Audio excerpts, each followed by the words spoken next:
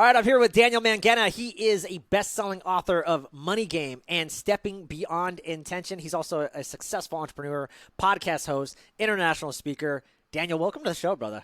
Thank you for having me, man. Really, really, really stumped to be here.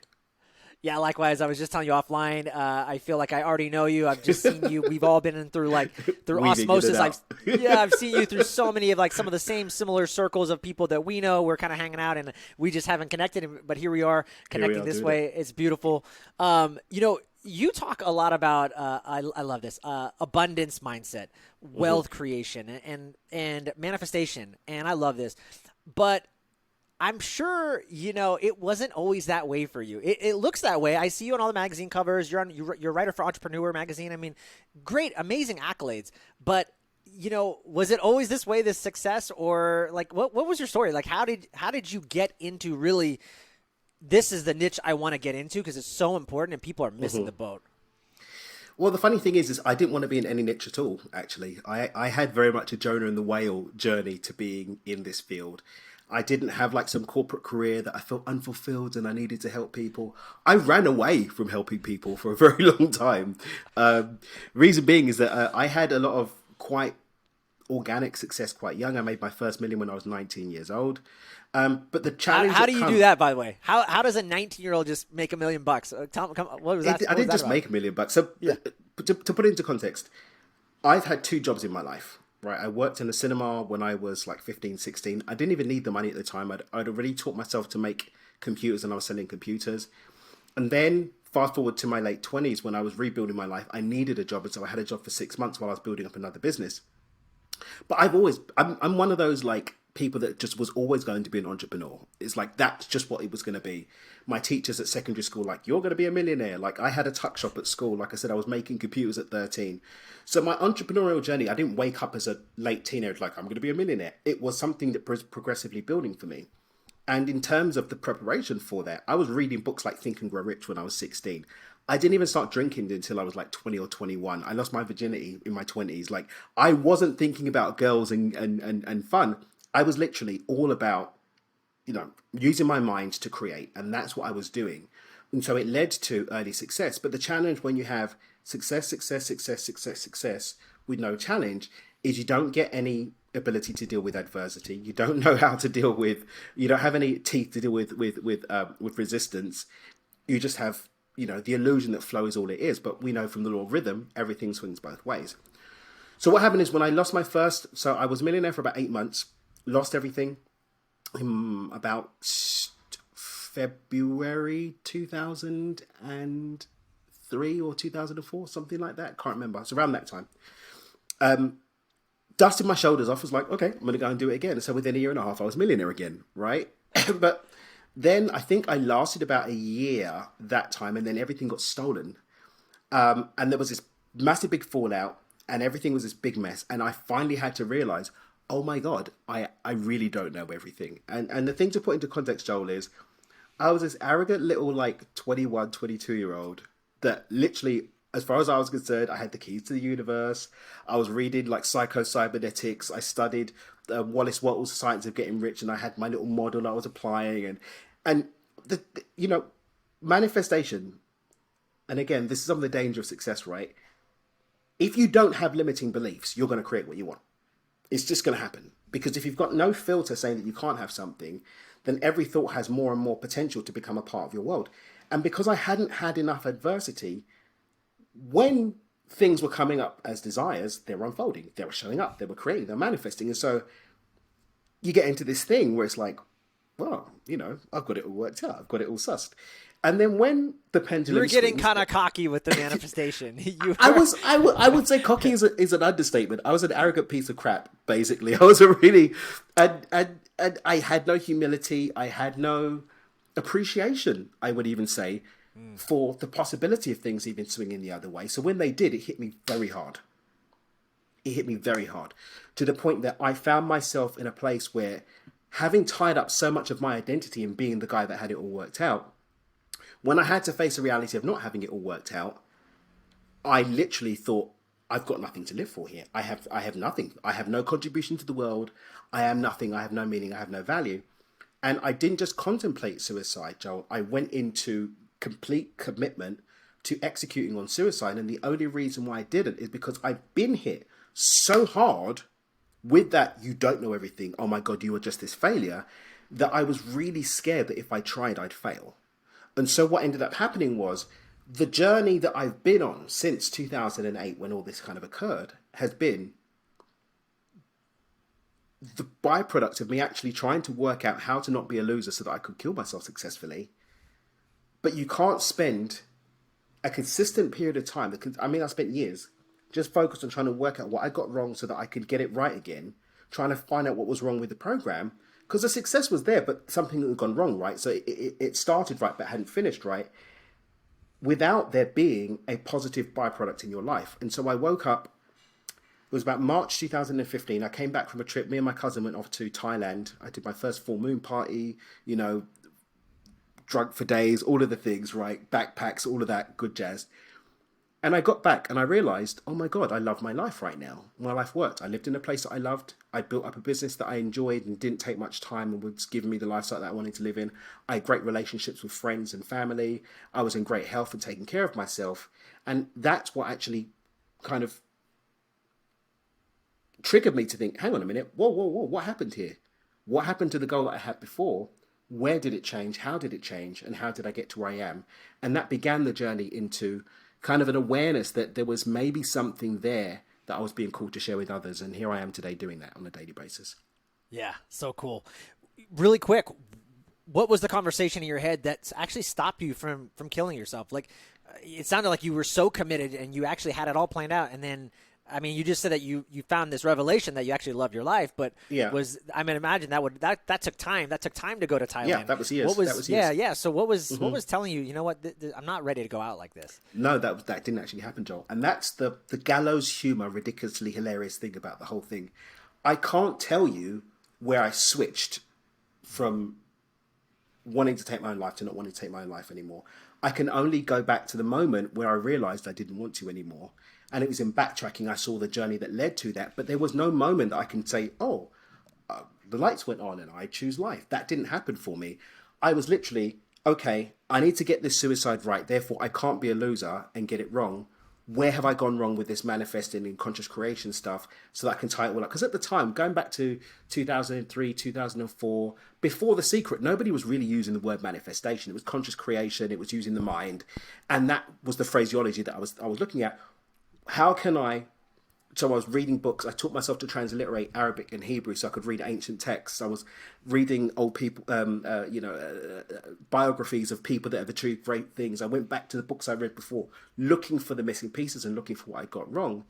But again, I was doing that for hours and hours and hours a day. I had time and energy for nothing else.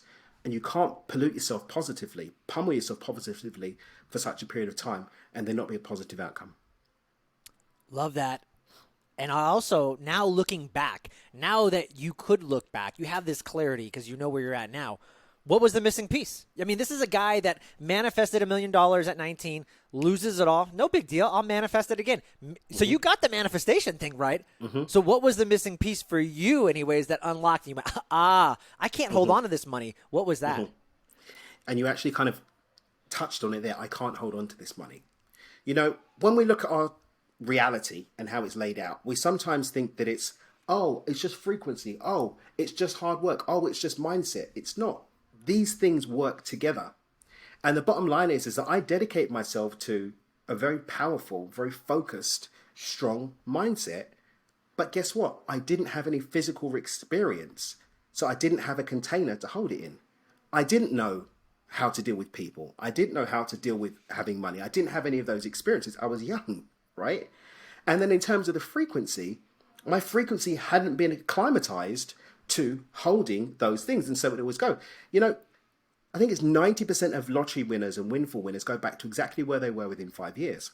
Reason being is they can manifest this big thing, but they don't have the frequency and the experience to hold it. Right? And so it's for me, it's this alignment of the frequency, the emotion, the energy, but also the mindset and also the actions, habits, and behaviors. And that takes experience and it takes acclimatization. And over time, those missing pieces I've been able to weave into what I do now, into how I live my life. and how I go on to create things going forward. So good. It reminds me too of like, it's like that quote, the skills that got you here are not the same skills that are going to keep you here or propel you to the next level. You actually got to get new skills. And the way you're kind of talking about that frequency, it's like, yeah, that frequency got you there, but now the frequency to actually maintain that or even go to the next level, you weren't creating that. So that's really funny story. It's an analogy, like a quick analogy on that. It's like, there's a difference between walking down the road and seeing a beautiful human that you find attractive, and that beautiful human who you find attractive being who you come home to every day. Like, the frequency of being able to witness something that walks by is not the same as being able to witness something as being normalized. So I can be worthy of seeing something, but it doesn't mean I'm worthy of holding something. And the difference between the two is very, very key, I think, to what you just touched on there. That is such a great example of that just little nuance, Yeah, you might be in the frequency to walk around the neighborhood where that girl lives, that dream girl lives, but do you have the frequency to command the power to actually like bring that into your life? That's a big that's a big jump actually. It's very subtle, but that's a big jump. It's a very, very big jump. The smallest hinges move the biggest doors. And when we start to see the difference between those jumps, then we can actually start to do the work that's going to effectively step us into that new frequency, into that new mindset, into that new way of showing up every day in order to be able to hold it. But so often we just focus on the getting. We don't focus any attention, time, and dedication to being the person who's going to be able to maintain and hold it over time. Yeah, that is so good. I'm curious, for me, I do a lot of mindset work, priming in the morning, visualization, and I'm curious, is that something that you do as well? Do you have like a, I don't know if you would call it a manifestation process, or do you have something where you dedicate time? And the reason I'm asking too is because I read that you don't believe in meditation, which I really wanted to ask you. It's not that I don't believe in meditation. So we'll touch on that next. But for me, it's important to understand, again, going back to this thing, and another analogy just came to mind. Did you ever watch Game of Thrones? No. Okay, but I heard vicariously through a lot of people. So yeah. So there's a character in Game of Thrones called Robert Baratheon, and Robert Baratheon is like the first person to conquer like the entirety of this realm in like hundreds of years. This one family has ruled for hundreds of years, and he's able to like conquer and take over and do the thing, but he didn't have the capacity to hold it. Conquerors don't always make great kings, right? And so this is for me, my daily practice is about developing a level of agency and kingship in my life. Because you can conquer a day, but do you have the agency to be the royal sitting in the throne of your life? And so my daily practice isn't about like a one-hit manifestation. It's about maintaining a frequency of abundance in every area of my life in terms of how I'm feeling, what I'm thinking, and what I'm going to be doing that day, so I can maintain that, and then pushing the edge on that on a regular basis to make sure I'm continuing to grow and expand through learning about new practices, trying new practices out, trying new things on, but continually growing, but making sure that I understand it's not to go and conquer the day, it's to be the king of my life. For you then, and I would imagine, I mean, I have coaches. I'm then. How do you do that? Do you hire coaches? Because I need people to see my blind 100%. spots, man. Oh, man, I spend multiple six figures a year on my personal development. Like I spend a lot on my personal development. I love this. Okay, talk about this, because I am a coach, and it's so funny. I'm like you, man. I just give money away to coaches. I mean, left and right. And I'm just curious. I run into so many people that they don't want to do that. They actually, and I'm just like, but you're asking me, Joel, personally, like, coach me, or can you give me this knowledge, or can you give me this thing? And I'm like, and I'm not telling, like, not always, as you know, there's so many good things out there. Go out and get Daniel's book. Go out and read Think and Grow Rich. That's like $5, right? Okay, it's more than that, $10. But you can get a lot of good knowledge for basically pennies. So free. I mean, look, for free, John, man. We're doing a podcast. Right? Yeah. So it's available. The knowledge can be out there, but it just blows my mind that people don't want to level up with coaching. I run into so many people that like blocks them, and they have this idea. By the way, let's talk about that, because it segues really nicely into what you talk about, wealth creation and money blocks, and maybe even the money DNA. But I see that all the time. This idea of like, I don't have enough money, I couldn't afford that. And I had a good mentor tell me, Joel, money is just an idea. It's just a belief. It's an idea. It's a concept. And I didn't really understand that, Daniel, until I lost it all. I had a 9-to-5 job until October 2021. Lost my job from the pandemic. and went all in on my coaching business. And I watched myself lose it all. And I still spent money, and I still dove deep into coaching. And that was like when I really understood that even when I had nothing, I would still pay for coaching. So then it really hit me like, oh yeah, money is just an idea. It's just a belief. But yeah, maybe touch on that and just like the importance of just investing in yourself. And maybe we can kind of tie that into money blocks and something that you see a lot, and maybe how people can overcome some of these so-called money blocks. Well, I think it's one of the things that we can do is actually flip the question on its head and ask the inverse, which is, why are you not doing it? And people will find, why am I not doing it? I'm not going to spend money on this thing because I can't afford it. Well, you're in lack. If you're in lack, how are you going to experience abundance? Abundance and lack aren't going to sit in the same space. So it's like the whole thing of time. And I had it this morning. It was so hilarious watching myself play this out this morning. I went to go pick up my son to take him to school. I left out 5 minutes later than I could have left out, but plenty of time it should have been. That there was traffic, there was this. I get to the house, he's not ready for school. Then he wants to play. Then he falls over and he's crying. Then we've got to calm him down. Then I've got to get him in the car. I end up missing a call this morning. And I was like, I caught myself getting caught up in it. It's like, oh my God. Of course, if I'm caught up in this energy, I'm going to end up experiencing a reality that matches it. So when people say that they're not going to spend money on something, I always ask them why they're not going to spend the money on the thing. And inadvertently, it's because they have a mindset that they're sitting in, which means that they're in an energy that they're sitting in of lack. So the result is going to be lack. So, but sometimes we also spend out of fear. So that's not the answer either. It's like, oh, if I don't do this, I'm not going to. If this doesn't happen, it's not going to. That's still. So I always invite people, when you're faced with an opportunity, ask yourself, why would I do it or why would I not do it? Not every opportunity to coach with someone is going to be the right one for you, but ask yourself why. Interrogate the question. Ask yourself that question and interrogate the answer. And so, I've had the opportunity to invest in some coaching programs that did it for me and some that were, a waste of tens of thousands of dollars, put bluntly, right? That's a great point, and because you might just not vibe with the coach, and so that might be a legitimate reason. Like, I don't have trust. I don't trust this coach can get me there, so I don't want to invest it, and that's perfectly fine. But if the why is coming from a place of lack, now we need to go and then dig that. And dig it in, yeah. Okay, beautiful. Oh, by the way, meditation. Why? Yeah. What gives? No, I just, okay.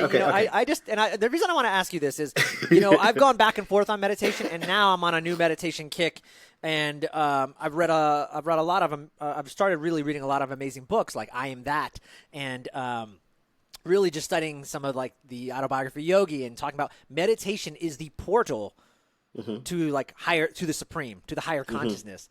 And now you're telling me, no, meditation, I'm not going to do that. So talk to me. That's not what I said. Okay. So I did say that. Yeah, I did say that. It was deliberately worded. So the phrase they're talking about is stop meditating. Okay. And it was deliberately worded. And it was really funny. When we put that out, when my PR team put it out to get some TV slots, I had TV shows putting me on, news station putting me on. So this guy thinks that you shouldn't meditate. And I'm like, well, that's not what I said. Stop meditating. In order for something to stop, it has to be in motion. Right, and so that's deep. That's deep, Daniel. That's another level because I've been, and it's funny, and I know you know this. I'm maybe just new in this arena, but I've been reading a lot about time, and in order for time to happen, there has to be motion. Otherwise, there is no time. And so maybe this is where you're getting at. So keep talking. This is good. So we touched on this before about these different levels of ourself, right? And when we look at the function of meditation, which is going to be tied to your intention, very rarely does meditation meet all levels of our experience as humans. Now, you can have a physiological response. It can help you reduce stress. It can help you build new neural pathways. It can help you heal.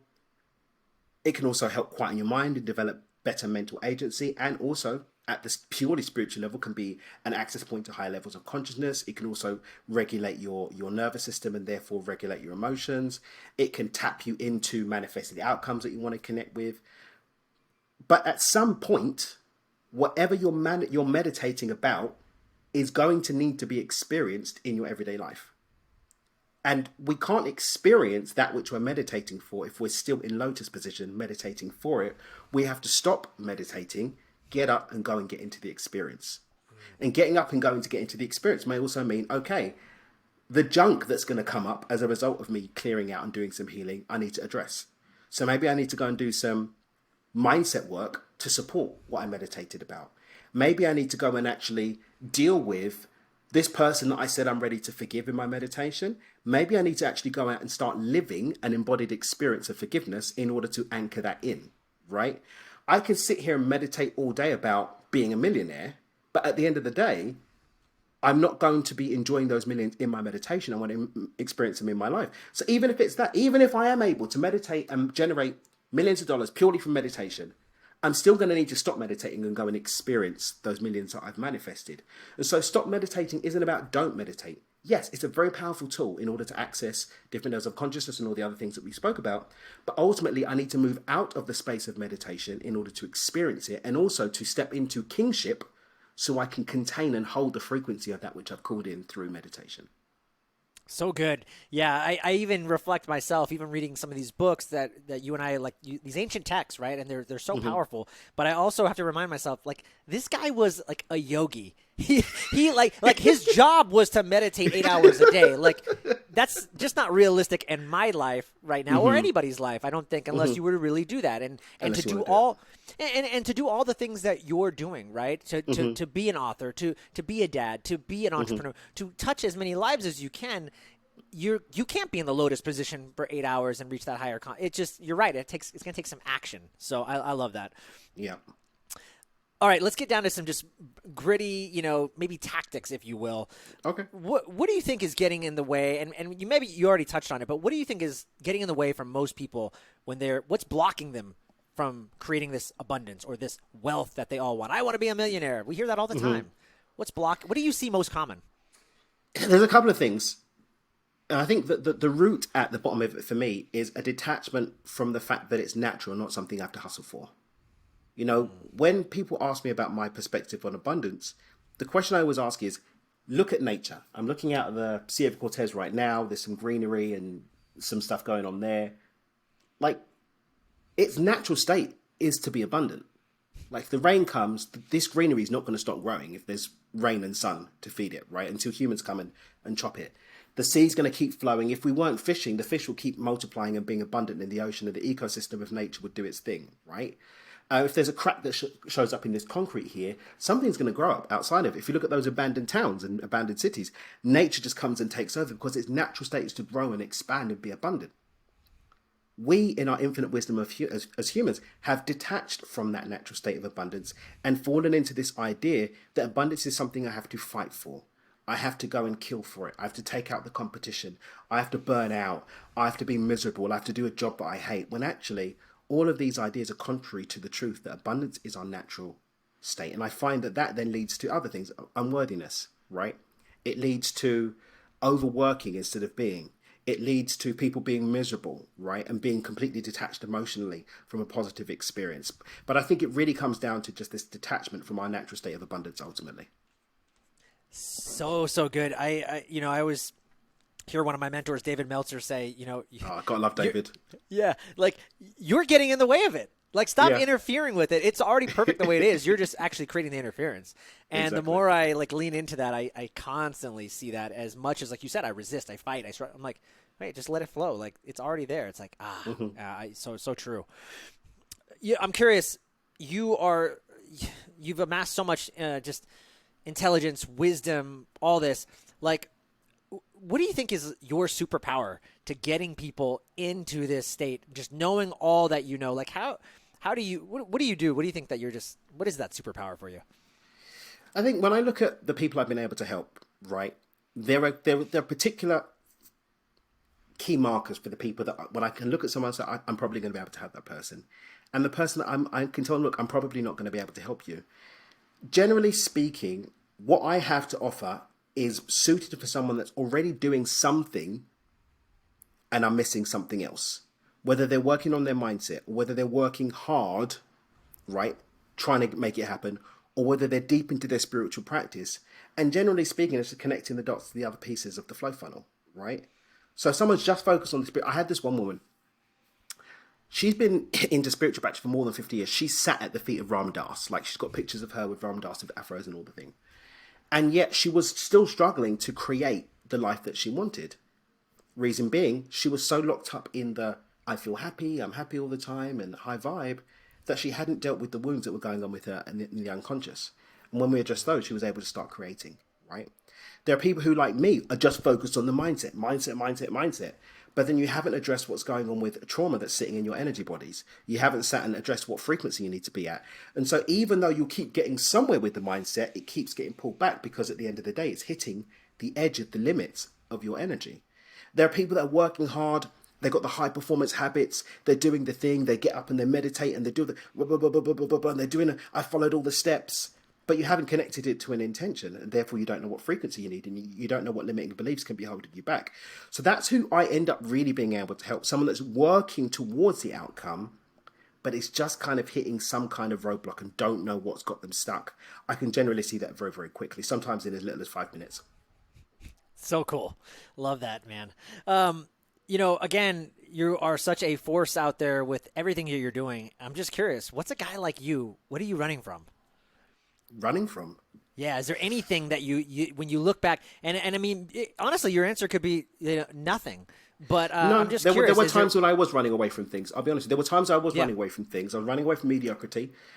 I would say at the beginning of my journey, I was running away from this work. I didn't want to do it because I was running away from anybody else involved. Because you've got to remember, after the big losses, right, I built up a life that worked. I was making, million and change a year, UK, sterling. I had a nice house, I had nice watches, I had my tailor, I flew first class. But it was a very neat bubble. I had a very small circle of friends. My business didn't require me to meet with lots and lots of people. I had a very, very clean working container. And so I ran away from polluting that container with outside energy.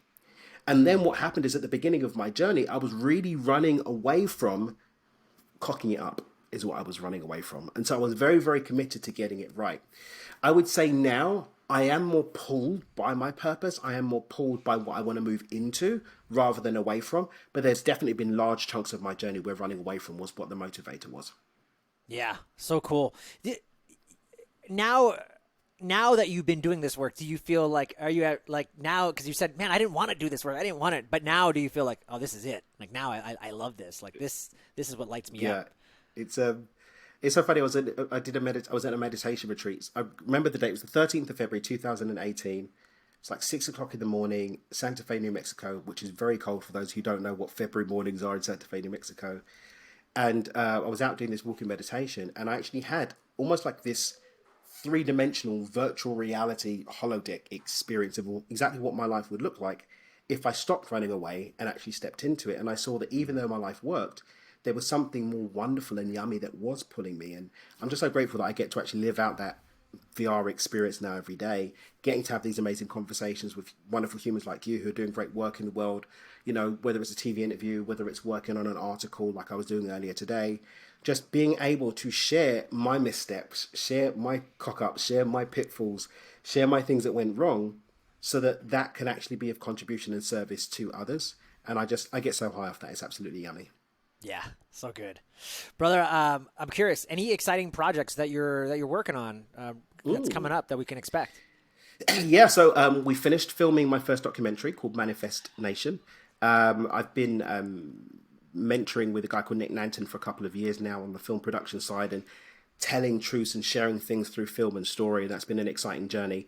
So this first film is done. I want to migrate more into filmmaking as a way to share my work, and so excited about that.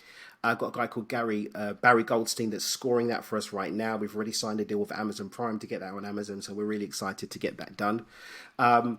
I am in the final stages of re-releasing my book, Stepping Beyond Intention, at the moment. We've got that going with a Simon & Schuster's imprint, which I'm really excited about, so we can get more routes with that. And, a couple of weeks ago, I had a conversation with quite a well-established publisher. I can't really say much about that now, but, putting together the ideas for a potential next book, for the next couple of years. So that's kind of where I'm at right now.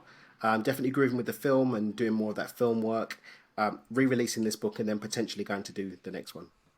I love that. I love that you're doing the film. I was asked on a podcast not too long ago. They said, "What do you think the next wave of like whatever social media is going to be?" And I said, "You know what?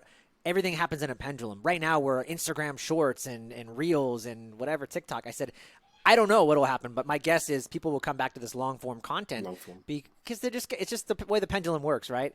And so that's really cool. What was the impetus for you to do that? That's amazing. That's a heavy task too. I've been podcasting since 2018, so I'm like one of the early doors podcasters before it was like the sexy thing to do. Yes. And the bottom line is it's very noisy now. There are a lot of podcasts out there. I'm quite blessed that we did get a lot of momentum because we were sort of early adopters to podcasting. So our podcast ranked very well and we still get a lot of listeners, which we're grateful for. Again, with the book, that's why I've always self-published. This current venture we're doing right now with the re-release with a traditional publisher is new for me because I always wanted the independence, but getting the reach to be in bookshops, more bookshops, and being in libraries and being in airports, I kind of wanted that reach. But film, it's not cheap to, put a film project together. It's not. I'm self-financing. We didn't bring in investors, we self-financed. And so it's kind of a way to create some differentiation to get above the noise and be able to share the message in a way that people are going to be able to receive. So that's what it was really about. That's amazing. I can't wait for that to come out, and I'll stay tuned for that. I can't wait to support you and go check out that film. That's going to be great. Thanks, man. I want to jump into some final round questions, but before I do, just anything I didn't ask you that you wish I had? No, I think we've had we've covered quite a lot and given the guys something to listen to. So thank you. Some great questions. I think so too. I'm curious, with everything that's kind of gone on in your life, do you just think, are there any choices or maybe a choice that you made that you think made you who you are today?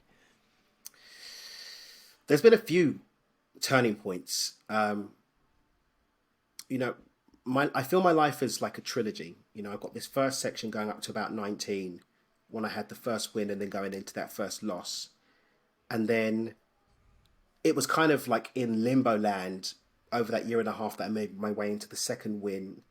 And then the second loss through to kind of that point in February 2018 was like book 2, that whole kind of journey. And I've been in book 3 right now. And there were key points for me is that, like, when I lost everything the first time, I have wondered what would happen if I paused then, right? Would everything have needed to go into such a dark place if I paused then? And even when I had the call to come and do the work, what if I didn't? What if I still stuck to my guns and kept in my little bubble? So there definitely been some points like that. But ultimately, the thing that really became clear to me in that meditation that I had that experience in 2018, it was that there are an infinite number of ways that I could have got to where I was. But it was that particular combination of things that got me to that moment where I got to see exactly what my life could be. And there was so much gratitude in that moment. There was so much joy in that moment that I don't think that I'm lying to myself when I say I really wouldn't change anything. None of it. Because all of those steps led me to the point that I'm at right now. Daniel, I've noticed a trend with very successful people, and I don't know what this is, but they all seem to go broke at one point in their life. I almost want to do like a book on this because a lot of amazing folks like yourself, including me, I went broke. I lost my job, man, and it's like I always find like that is actually the turning point. And so someone like you with your mindset, I don't think, like, you're right. You would have always. There would have been a frequency that would have always brought you up to a certain. You would have been successful no matter what, whatever that looked like. It just would it have been your truth? Who knows? But I think you're definitely. But and there's actually some data to support that. The average millionaire has been bankrupt twice. Okay, cool. The average multimillionaire has been bankrupt at least twice. So before you come check out Daniel and learn how to really make money and play the money game with him, make sure you've at least gone bankrupt once. Okay? But this is the benefit of having mentorship, coaching, guidance, right? It doesn't have to be your bankruptcy. It can be someone else's that gives you the information and gives you that touch point. And I think that's an important point to note. It doesn't have to go that way. For me, those losses came because I was an arrogant little twat that didn't think that he needed help, right? Even though help was probably available. So, get help, get advice, get support, get a coach, get a mentor, get into community. If you don't feel that financially you're in a place where you can make that decision, hop on YouTube, hop on podcasts, get books. I think pretty much every successful person has either got a book that they wrote or that someone wrote about them. So you can learn from their journey, learn from their mistakes, and apply. So true. I'm curious, man. You are, again, such a force in this wellness, health, and just abundant mindset world. Who's someone that inspires you? I've got so many people that inspire me. But hot off the trot, I was just on Necker Island with Sir Richard Branson week before last. There's a mastermind that I'm in that we go there every year. And he's one person. So I'm from the UK, for those who didn't tell from my voice. I'm from East London. And there were a couple of us from the UK that were on this event. And we were actually saying to Sir Richard, it's really funny because in the UK, we didn't really have people that we could look up to in terms of entrepreneurship. If you looked at the Rich List, I used to read the Rich List. The Rich List, the Sunday Times, the newspaper in the UK, will put out the Rich List every year in April, right? And you could read the top 10, read the top 100. And it wasn't really people that you could learn from or learn about or really dive into. It tended to be like older money or like the Queen of England, and all of the things and all of that, right? And then about, I don't know, 2010 or whatever, it started to change and we had a lot more foreign money come in or whatever. The Russians came in with money and whatnot. And then it changed a bit, but still, it wasn't people that we could look up to. But Sir Richard and Lady Anita Roderick were two people that we could. And so, again, it's because it's someone I've just literally been spending time with. He's definitely someone who I'm fascinated by. I love the way that he looks at life. He's got rules, for example, on the island. We're only allowed to work half the day. We have to have fun half of the day. One of the things, we had a Q&A session with him, and he's like, he doesn't see mistakes or things that have gone wrong. He just sees, like, he doesn't hold on to them. He just, okay, is there a lesson to learn? And I think there's a reason why $8 billion companies he's built. He's got hundreds of businesses, an amazing philanthropist doing great things in the world. And so he's someone that really, really inspires me. And I think the inspiration there is a bit more tangible because I have had a lot of one-on-one time with him and the opportunity to speak with him and actually pick his brain on stuff. But that's definitely someone who I look up to a lot. That's a great one. Love that. Yeah. I'm a big reader. If you were to look right here, you'd see my bookshelf, like you, of all these books. A lot of them you named, I love myself. Is there like a top 1 to 3 books or that you had a huge impact on your life and you say, hey, if you're listening, go out and read these books. They'll change your life. I'm actually going to flip that on its head a little bit and tell a very, very super quick story. 2016, me and a mate of mine, Jadaniah, we're both avid readers. I've read a book a week on average for probably a decade and a half. Wow. So I read an average of about 50 books a year as a rule of thumb. And he and I, both avid readers, and we're like, we don't want to be these geeks that have just got books and just got book smarts. We want to have life smarts too. And so we made a pact that even though we're going to continue reading, we're going to make sure that there's a core set of books that we're going to be reflecting on, looking towards for our life. Me being the way that I am and the way that my head thinks, it's like, okay, well, if I'm going to have 5 books, I need 5 areas that those books need to connect with. And I started a practice to this day I call 5 books to live by. And it starts with 5 areas in my life that are most important. And then I find a book that supports me in living my best life in that area. And so those books for me right now are The Science of Getting Rich by Wallace D. Wattles, a book called Relating Revolution by Chris and Meenal Kelker, who are 2 friends of mine, The Power of Now by Eckhart Tolle, The Surrender Experiment by Michael Singer, and The Way of the Superior Man by David Data. So those are my 5 right now. But that's open to change. I interrogate that all the time. But at the moment, in terms of where I am right now, those are my 5 books. So good. Love those. Thank you. Last 2 questions. We'll wrap it up. Any just rituals or practices? We were talking, I mentioned meditation or visualization or gratitude practice. Yeah. Is there like anything that you'll do on a regular basis? Yes. And it's something that I think will really serve the audience too. So whoever's listening, I want you to remember, yes, have your morning regime. Yes, have your nighttime regime. But remember that you're going to be living life in between. So take a few moments over the course of the day. You can set an alarm for every couple of hours. We call them check-ins when we're working with people. And just stop for 60 seconds and say, how do I feel right now? What have I been thinking since the last time I checked in? Is what I'm doing right now in this moment and what I've been doing since I last checked in moving me towards my goals or away from it? What's my environment? Just have a little 60 seconds. I'm not saying go off to the jungle or the forest and smoke some ayahuasca and have a full ceremony. Literally just take 60 seconds. Stop. Check in with yourself and make sure you're stood on track. So good. That's something. It's so simple, and that's something I'm not good at. And I love that. That's key, man. Last but not least, Daniel, where can people find you, connect with you, learn more about you, take your courses, get coached by you? Where does this all happen? Best place to do that is dreamwithdan.com. Everything's on dreamwithdan.com. Amazing. Daniel Mangena, appreciate you so much, brother. Thank you for coming on the show. Joel, it's been awesome. Looking forward to deepening the relationship as we go forward.